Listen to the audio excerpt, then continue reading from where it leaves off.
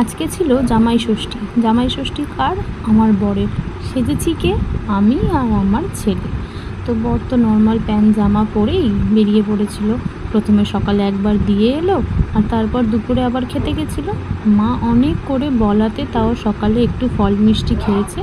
নালে বলছে 2 বছর হয়ে গেছে, ছেলে হয়ে গেছে, আর না, এবার আমার বয়স হয়ে গেছে।